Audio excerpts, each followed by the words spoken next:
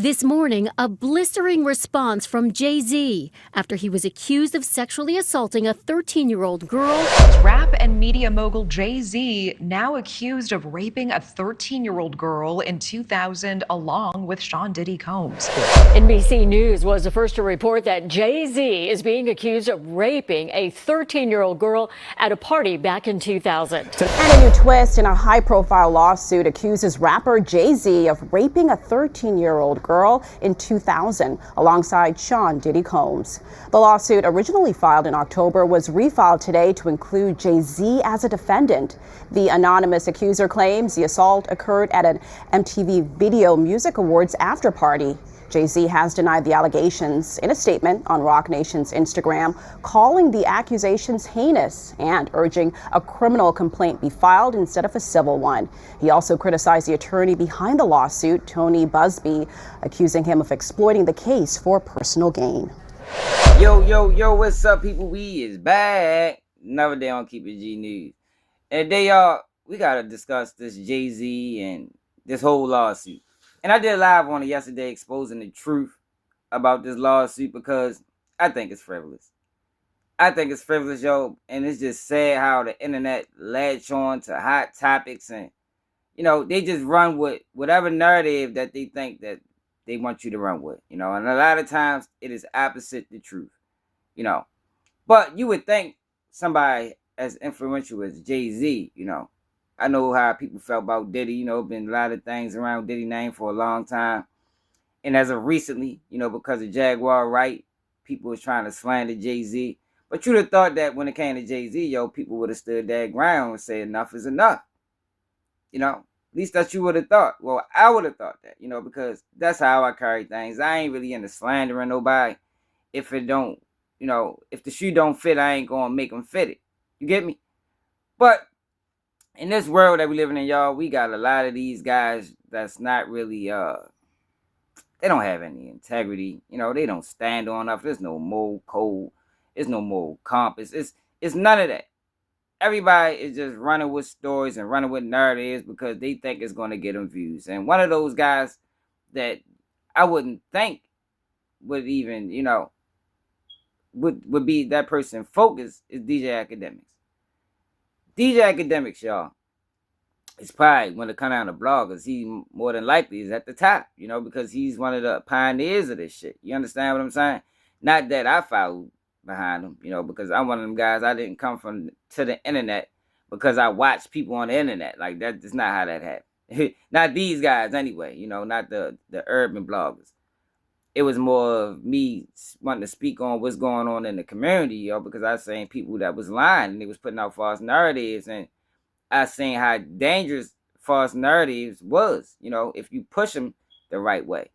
But DJ Academics decides to post a video on Instagram of that what they call a guy, the attorney for works or whatever the fuck his name is, Mo Gammon. And I want y'all to listen to what he had to say. Here's the backstory from what I'm seeing. The lawyer who filed this lawsuit, his name is Tony Buzbee. Tony Buzbee is one of the most, if not the most successful lawyer in America. Deadass. Now, we heard a few weeks ago how Tony Buzbee, the lawyer, got sued. And somebody sued him in a California court. That person said, hey, I'm a celebrity. And this guy, Tony Buzbee, is blackmailing me and threatening me, saying that he's going to sue me. He's full of shit. It's all lies. So you court have to stop him. Tony Buzbee also said that after he got sued, private investigators have been reaching out to his former clients, his former employees, his current clients, trying to get any dirt on Tony Buzbee to try to get him to back down. Tony Buzbee has not identified who sued him in California. He hasn't identified who's been sending the private investigators to go after him.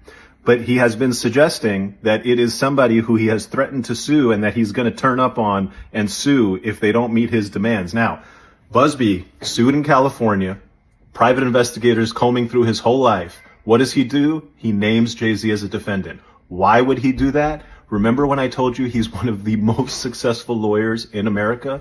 That's no joke. And so he's ready. He got his big boy pants on. He said, you want to go? Let's go. It's up. Now, Mo Gammon is one of those guys that we allowed into the culture, And we starting to see a lot of these lawyers popping up, speaking on hip-hop community. Because in a hip hop community, you're gonna have people going to jail. So for the most part, you're gonna need some type of attorneys to speak, just to give out accurate information. But what happens in this world is we're not living in a world of accurate information. And even somebody like a lawyer that was allowed in the community would carry himself accordingly, but that's not what happens. A lot of times we allow these people into the community and they burn it down. I'm talking about they burn it down to the fucking ground. You feel me? And that's our fault for being so gullible and just allowing anybody to get introduced and we just give them full support. Meanwhile, we don't even support our own. We don't even support our own, but we support a Mo Gambit who's an outsider, probably wasn't a fan of hip hop, probably never listened to some of these albums in his era, DMX's and things like that. But he found a way. More than likely, he might have been sent, but he found a way to come into the community. And what he said about Jay-Z and Tony Buzbee is all the way wrong. He painted this picture like Jay-Z was harassing Tony Buzbee. That's not what happened.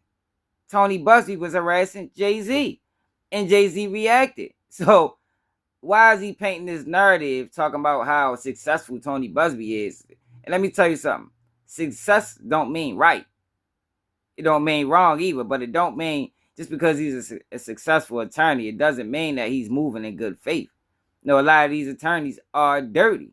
And I think when it comes down to world-renowned attorneys, Tony Buzbee might be the dirtiest.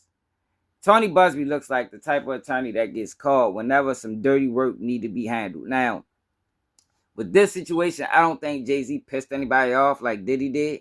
I think this was Tony Buzbee probably moving rogue because he didn't get the response from Jay-Z by sending this demand letter that he thought he was going to get. And I stand with Jay-Z on that. You not ready to shake me down. If you saying this is what happened, file a criminal complaint. File a criminal complaint. Why are you suing civilly? And on that last video, that live we did yesterday, y'all, we read all the paperwork. Put all the information out there. Sound felonious to me. You understand what I'm saying? So, if Jay-Z and Diddy did this to this girl, which was heinous, by the way. Heinous. Disgusting. Why ain't nobody going to jail for it? Why you just trying to sue civilly? And what is a 13-year-old doing at the VMAs? And in that live we did yesterday, I showed y'all the difference between the first lawsuit, when she just filed Diddy and Jay-Z name wasn't mentioned, and the second lawsuit, saying like they tried to fill in some blanks and some key information that was needed in the first lawsuit because it didn't make sense. It didn't add up. How do you go from going to the VMAs at 13 years old, getting dropped off by who? We don't know because they never mentioned it. But you get dropped off at the VMAs and you happens to bump into a limousine driver that happens to be Diddy's. And in the first lawsuit, it said he told you to come back. And he comes back and he just happened to be there. This limousine driver just happened to be there and wait for you. But he didn't just wait for you, because I thought that was Diddy limousine driver. So what the fuck happened to Diddy? Because in that first lawsuit, it said that she went to the party by herself. But in the second lawsuit, it fill in the blanks. It fill in the blanks. So the second lawsuit says that he told her to come back. And also, he was going to drop Diddy off at the party, then come back and meet her. They didn't say that at first. Didn't make sense. If this Diddy limousine driver, what the fuck is he doing waiting for you? And how the fuck did Diddy get to the mansion party? But it's some more things in that lawsuit that don't make sense. Make sure y'all look at that live from yesterday. But let me know how y'all feel about it in the comments. It's another day of Keep It G News, and I'm out.